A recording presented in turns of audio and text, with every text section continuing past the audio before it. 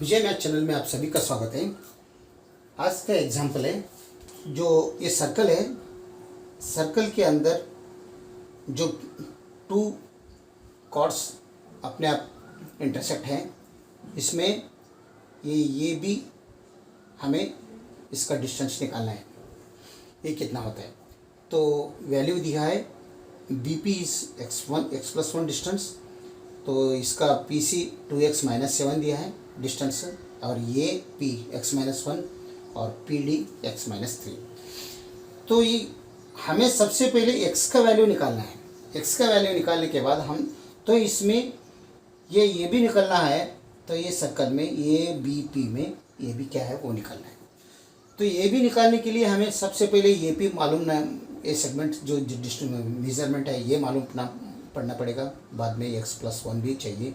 तो दोनों होने के बाद हम पाइथागोरस थ्योरम यूज़ करके हम ये भी डिस्टेंस हम निकाल सकते हैं। ठीक है, तो सबसे पहले हम x का वैल्यू हम फाइंड आउट करेंगे, तभी हम ए बी तक हम पहुंच सकते हैं। ठीक है, यहाँ पर ये सी और बी डी दो कॉर्ड्स है, दो कॉर्ड्स अपने आप इंटरसेक्ट कर रहे हैं पी पे। तो इसका मतलब कॉर्ड्स का एक रूल है, if two chords are intersect. अब ये सर्कल है, ये सर्कल में समझ लीजिए ये एक कॉर्ड है और ये एक कॉर्ड है, तो ये बी है, ये सी डी है। तो ये टू कॉर्ड्स इंटरसेक्ट कर रहे हैं यहाँ पॉइंट पे, तब इसका रूल्स क्या है, ये यहाँ पर पी समझ लो, ये पी मतलब ये डिस्टेंस ये समझ लो, ये पी बी डिस्टेंस बी समझ लो, और सी पी इज सी समझ लो, और पी डी इज डी समझ लो। तभी ये रूल्स क्या है, ये into B is equal to C into D है। ये कॉर्ड्स का इंटरसेक्टिंग कॉर्ड को थ्योरम है। If two chords intersect in a circle, then the products of the measures of the segments of the chords are equal। तो एक circle में two chords अपने आप इंटरसेक्ट हो रहे हैं, उसमें ये सेगमेंट इंटू दूसरा सेगमेंट इज इक्वल्स टू तीसरा सेगमेंट नेक्स्ट फोर्थ सेगमेंट, दोनों का मल्टीप्लिकेशन इक्वल रहेगा। तो इसका मतलब एक कॉर्ड में अगर हम वो ये फार्मूला ये यूज़ किया है थ्योरम, तो ये समझ लो x-1 मतलब ये है समझ लो। ठीक है, तो 2x-7 मतलब ये b है समझ लो, तो x+1 इज c है समझ लो, तो और x-3 इज इधर ये d है समझ लो। ठीक है, तो हम ये का वैल्यू हमें चाहिए, b का वैल्यू हमें चाहिए, c का वैल्यू हमें चाहिए, d का वैल्यू हमें चाहिए। यहाँ पर x-1 इज इक्वल्स टू ये है, और 2x-7 इक्वल्स b है, और c का वैल्यू क्या है, x+1 इक्वल्स c है, d x-3 इक्वल्स d है। तो सबसे पहले हम ABCD का वैल्यू हम फाइंड आउट करेंगे। और एक बात क्या है, यहाँ पर जो फिगर है, this figure may not be 100% true to this scale. ये 100% स्केल से ट्रू नहीं है, अंदाजे से हम किए हैं। ठीक है, सबसे पहले x-1 ये b इंटरसेक्ट कॉर्ड थ्योरम से ये क्या बन रहा है अभी, ये into B equals C into D है। इसका मतलब x-1 into 2x-7 is equals to x+1 into x-3 बनेगा इस कॉर्ड के थ्योरम से, इसके हिसाब से। ठीक है, तो दो इंटरसेक्ट कर रहे हैं दो कॉर्ड अपने आप में, तो ये सेगमेंट इंटू ये this segment is equals to third segment into fourth segment. तो अभी x-1 से 2x-7 को अगर मल्टीप्लिकेशन किया तो बटरफ्लाई मेथड यहाँ पर यूज़ कर दो, तो x से एक बार 2x-7 से कर दो, -1 से एक बार 2x-7 से कर दो, तो क्या आता है देखो, x इंटू 2x मतलब 2x² -7x -2x +7, यहाँ पर आ जाएगा इनका मल्टीप्लिकेशन, दिस इक्वल्स इनका मल्टीप्लिकेशन क्या आएगा, x² -3x +x -3। ओके, तो यहाँ पर दोनों लाइक टर्म्स हैं, तो ये 9x बनेगा, नहीं 7x minus 2x means 9x plus 7 as usual, this equals यहाँ पर एक्स स्क्वायर एज यूजल, यहाँ पर minus 3x plus x means minus 2x बनेगा, यहाँ पर नेगेटिव 3 एज यूजल। अभी क्या कर दो, जो भी यहाँ राइट साइड में है वो लेफ्ट साइड में लाओ, तब ये इक्वेशन बनेगा 2x² माइनस 9x प्लस 7, ये साइड में ले गया तो माइनस x² माइनस है एक प्लस 2x बनेगा, ये माइनस है यहाँ भी प्लस 3 बनेगा, दिस इक्वल्स 0। ठीक है, तो यहाँ पर लाइक टाइम में 2x² माइनस x², तो 2x² में माइनस x² गया तो ओनली x² बचेगा, और यहाँ पर 9x है, यहाँ पर 9x है, यहाँ पर प्लस 2x है, मतलब 9x में माइनस 9x में प्लस 2x में तो माइनस 7x रिमेनिंग रहेगा, और ये कांस्टेंट क्या है, ये 7 है या 3 है, दोनों पॉजिटिव है तो प्लस 10 बनेगा, दिस इक्वल्स 0। ये हो गया क्वाड्रेटिक इक्वेशन। तो x² का जो कोएफिशिएंट है 1 है और कांस्टेंट 10 है, 1 इंटू 10 मीन्स 10 ही होता है। ठीक है, तो 1 इंटू 10 मीन्स 10 होता है। 10 का अगर हम फैक्टर्स किया तो 5 इंटू 2 यहाँ पर फैक्टर्स कर दो, ये फैक्टर्स पॉजिटिव 10 है, पॉजिटिव 10 है, 5 इंटू 2 पॉजिटिव, ये कौन सा, ये यहाँ पर नेगेटिव 7 आना चाहिए, तो ये नेगेटिव 5 रख लो, यहाँ पर नेगेटिव 2 रख लो, तो negative 5 plus negative 2 means negative 7 आ जाएगा, लेकिन इन दोनों का मल्टीप्लिकेशन पॉजिटिव 10 आ जाएगा। इसका मतलब यहाँ पर क्या रख लो, इस 7 माइनस 7x के जगह में हम x² minus 5x minus 2x minus 5x minus 2x means minus 7x हो जाएगा, या plus 10 as usual, this equal 0। तो अभी यहाँ पर ग्रुपिंग कर दो, ये दोनों में और इन दोनों में, तो ये क्या आ जाएगा, x² माइनस 5x में ग्रुपिंग के तो x कॉमन आ जाएगा, तो रिमेनिंग बचेगा x माइनस 5। यहाँ पर माइनस 2 कॉमन ले लो, तो यहाँ पर रिमेनिंग बचेगा x माइनस 5, दिस इक्वल्स 0। तो यहाँ पर नेगेटिव 2 है या नेगेटिव 2 है, दोनों में x माइनस 5 दोनों में कॉमन है, तो x माइनस 5 कॉमन ले लो दोनों में, तो रिमेनिंग यहाँ पर x और ये माइनस 2 बचेगा, दिस इक्वल 0। यानी हमें दो फैक्टर्स मिला, x minus 5 is equals to 0 और दूसरा मिला x minus 2 is equal to 0। मतलब ये राइट साइड में लो तो x इक्वल्स 5 बनेगा, ये राइट साइड में लो तो x इक्वल्स 2 बनेगा।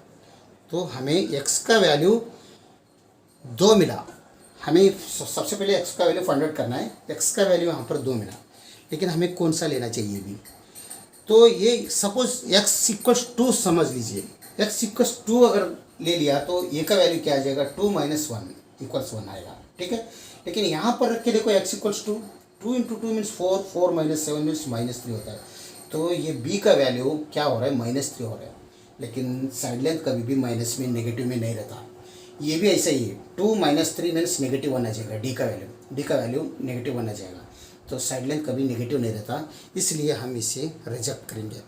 ठीक है, क्योंकि साइड लेंथ कभी भी नेगेटिव नहीं रहता, तो रिजेक्ट कर दो। और ये x प्लस 5, x इक्वल्स 5 रख लो तो सब पॉजिटिव में आ जाएगा, तो ये एक्सेप्ट करेंगे हम, ये ले लेंगे। ठीक है, तो x इक्वल्स 5 ले लेंगे इधर। अब ये सब हम क्या करेंगे, x का वैल्यू 5 पुट करके यहाँ आंसर क्या आते हैं वो चेक करेंगे पहले। तो सबसे पहले हम a का वैल्यू फाइंड आउट करेंगे, तो x इक्वल्स 5 अगर पुट करने के बाद a का वैल्यू में क्या आ जाता है, ये दिस इक्वल्स 5 माइनस 1। ओके, तो मतलब क्या आता है यहाँ पर 4, यानी a का वैल्यू ये इक्वल्स 4 आ रहा है। तो b वैल्यू में अगर x का वैल्यू 2 रखा तो 2 इंटू 5 माइनस 7 आ जाएगा, this equals 2 into 5 means 10, 10 minus 7, this equals 3। तो b इक्वल्स 3 आ जाएगा, b इक्वल्स 3 आ रहा है। तो यहाँ पर c का वैल्यू क्या आता है, x का वैल्यू 5 प्लस 1 मतलब 6 आ रहा है। ठीक है, ये इसका है, तो c का वैल्यू 6 आ रहा है। तो d का वैल्यू क्या आ रहा है यहाँ पर 5 माइनस 3, दिस इक्वल्स 2। ओके, तो d इक्वल्स 2 आ रहा है। तो यहाँ पर ये is equals to 4, b is equals to 3, c is equals to 6 और d डिस्टेंस डी क्या हो रहा है, 2 आ रहा है। अभी हम यहाँ पर कॉर्ड का जो थ्योरम था A into B equal C into D, अभी ये चेक करके देखो, A into B is equal to C into D equal होते क्या, देखो A is 4 into B is 3, 4 into 3 equal C is 6 into D is 2, यानी 12 equals 12। Okay, बराबर है। तो इसका वैल्यू, ये चारों का वैल्यू करेक्ट है, समझ लो। तो हम अभी ये वैल्यू को रख लेंगे इसका। यहाँ पर ये है तो x माइनस 1 मीन्स ये मीन्स 4, तो इसका डिस्टेंस हो गया 4। तो और नेक्स्ट 2x माइनस 7 b का वैल्यू 2x माइनस 7, इसका वैल्यू हो गया 3। तो यहाँ पर b का वैल्यू, यहाँ इसका डिस्टेंस हो गया 3।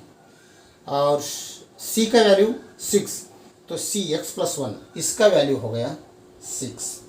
तो लास्ट d का वैल्यू 2, तो d इधर है, इसका x माइनस 1, यहाँ से यहाँ तक इसका वैल्यू हो गया 2। यहाँ पर से यहाँ तक b p इज 6 और p c is 3, p d is 2 और ये p इज 4। अभी हमें ये लेंथ सेगमेंट साइड लेंथ का डिस्टेंस मिला और ये साइड लेंथ का डिस्टेंस मिला, ये 4 है, ये 6 है। ये हम आसानी से अभी ये इंटू बी हम निकाल सकते हैं बाय पाइथागोरस थ्योरम यूज़ करके। ओके, बाय यूजिंग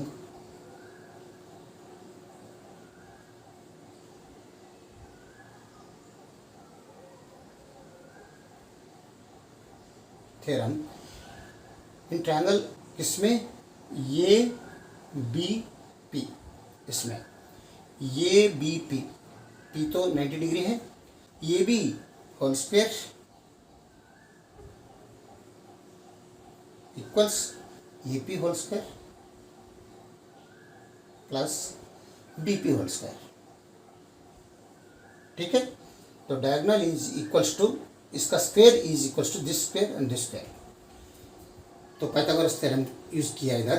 तो ए बी होल स्क्वायर, ये तो हमें पता नहीं है, यही निकालना है। तो this equals A P whole square, A P whole square, तो 4, ए पी मीन्स 4, तो 4 square plus B P is 6 square equals 4 square means 16 plus 6 square means 36। This equals 16 36 कितना होता है, 6 6 12 कैरी 1 4 52 बन रहा है। यानी A B whole square is equal to 52।